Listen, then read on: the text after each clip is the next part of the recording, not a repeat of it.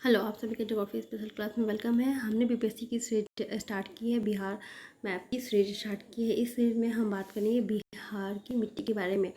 हमारा जो 66 बीपीएससी का नोटिफिकेशन है वो जुलाई की लास्ट में आने की पॉसिबिलिटी है, क्योंकि हमने देखा है कि 65 बीपीएससी का जो मेंस है उसके एग्ज़ाम की डेट आ चुकी है, तो 66 प्रीलिम्स की भी नोटिफिकेशन जल्दी आने की पॉसिबिलिटी है। आज हम बात करेंगे बिहार के सॉइल के बारे में। तो सबसे पहले हम देखेंगे बिहार के मैप को। ये हमारे सामने बिहार का मैप है।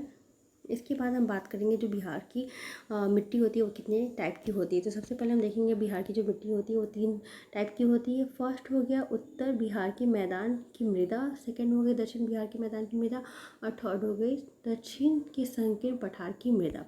इसके बाद हम सबसे पहले देखेंगे नॉर्थ बिहार के मृदा के बारे में। तो सबसे पहले हम देखेंगे नॉर्थ बिहार में कौन कौन सी मिट्टी पाई जाती है। एक हो गया दलदली तराई मृदा।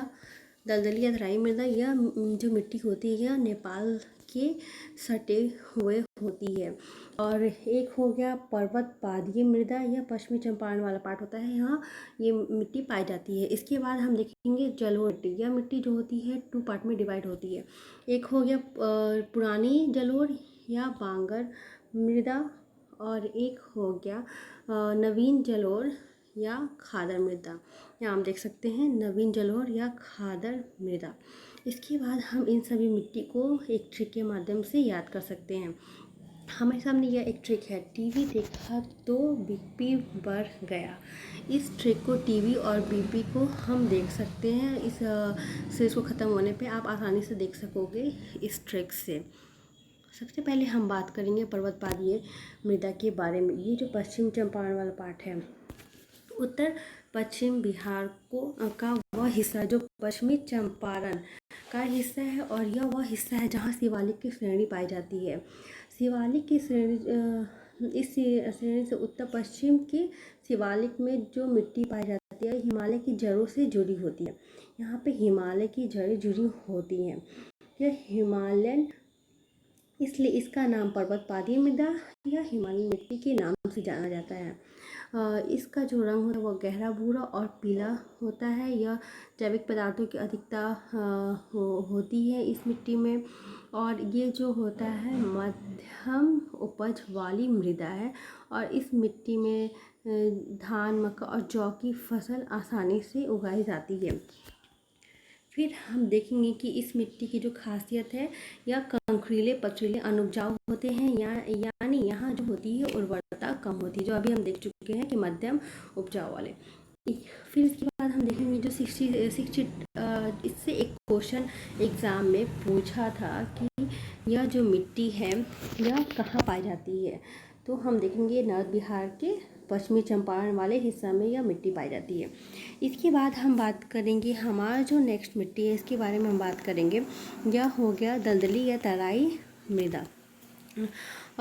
आप देख सकते हैं हमारे सामने ये मैप है। ये जो नेपाल से सटे हुए, यहाँ ये नेपाल से सटे हुए जो बिहार की सीमावर्ती भाग है, इसी सीमावर्ती भाग में तराई मिट्टी पाई जाती है। तराई मिट्टी यानी मतलब लो लैंड सॉइल। ओके, यह चंपारण से शुरू होती है, और यहाँ ये चंपारण यहाँ पे पूर्वी पश्चिमी चंपारण, और यहाँ से शुरू होती है और यह किशनगंज तक यह पाई जाती है। इसकी जो मोटाई होती है वो 5 से 7 किलोमीटर चौड़ी पट्टी के बराबर होती है। ठीक, आप देख सकते हैं कि हम बिहार की ओके देख सकते हैं यह पतली पट्टी होती है। फिर यहाँ जो पहाड़ी क्षेत्रों का जो निचला हिस्सा होता है वह तराई क्षेत्र के रूप में जाना जाता है या लोलैंड के रूप में जाना जाता है। इस मिट्टी की खासियत क्या है, तो हम देखेंगे कि यह जो मिट्टी का विस्तार है या नेपाल की सीमावर्ती, अभी तो हम देख चुके हैं, यह चंपारण से किशनगंज तक पाई जाती है। फिर यह दलदली और थोड़ा जल जमाव के कारण यहाँ इस मिट्टी में फसल की बात करें तो यह थोड़ी बहुत धान की खेती और जूट गन्ने की खेती इस पार्ट में होती है। यहाँ इसका जो कलर होता है वो ब्राउन या लाइट येलो होता है। फिर यहाँ धान गेहूँ पटसन और गन्ने की खेती होती है, यह हम देख सकें। इसके बाद हम बात करेंगे पुरानी जलोढ़ मृदा। सबसे पहले हम देखेंगे कि जो जलोढ़ मृदा होती है वो 2 टाइप की होती है, एक होती है बांगर और दूसरी होती है खादर। बिहार का मतलब जो 90% भाग है वह पूरा जलोढ़ मृदा कैप्चर करती है।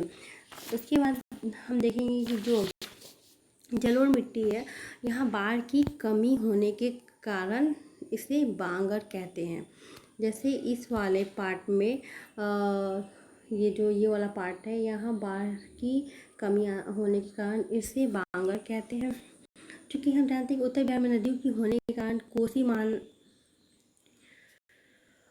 दो नदी, और फिर हम ये भी देख सकते हैं जैसे 2 नदियों के बीच जो गैप बन जाता है, उस गैप के क्षेत्र में बाढ़ कम आते हैं। उन क्षेत्रों में स्पेशली बांगर मिट्टी पाई जाती है। जैसे कि ये जो इसका पूरा वाला भाग है, यहाँ पे कोसी रिवर है, यहाँ अधिक ही बाढ़, कोसी को तो हम देख चुके हैं पिछले क्लास में कि यह मार्ग बदलने के कारण जानी जाती है, इसलिए यहाँ काफ़ी बाढ़ आती है। यहाँ हमें खादर मिट्टी पाई जाती है, और इस वाले क्षेत्र में 2 नदी के बीच में गैप होती है, इसलिए यहाँ बांगर कहते हैं।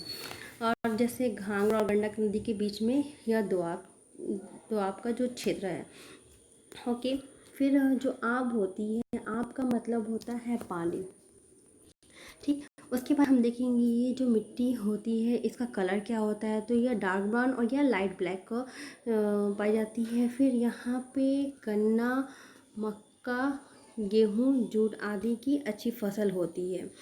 फिर यहाँ ये जो क्वेश्चन एग्ज़ाम में पूछ चुका है कि ये जो बांगर मिट्टी है यह कौन से क्षेत्र में पाई जाती है, तो हम देख सकते हैं दरभंगा, मुजफ्फरपुर, चंपारण, उत्तर पश्चिम में यह पाई जाती है। ठीक है, फिर हम आगे बात करते हैं।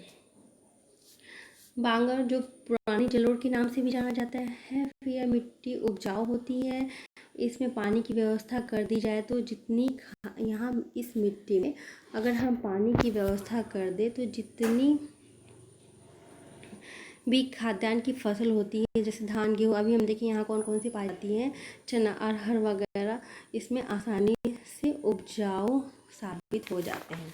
ठीक, इसके बाद हम बात करेंगे खादर मिट्टी के बारे में। हमारे सामने ये जो मैप है बिहार का, इसे हम नवीन जलोढ़ या खादर मिट्टी के नाम से, मैनोर सॉइल के नाम से जानते हैं। खादर वह मिट्टी है जो प्रतिवर्ष बाढ़ होने के कारण बनते हैं।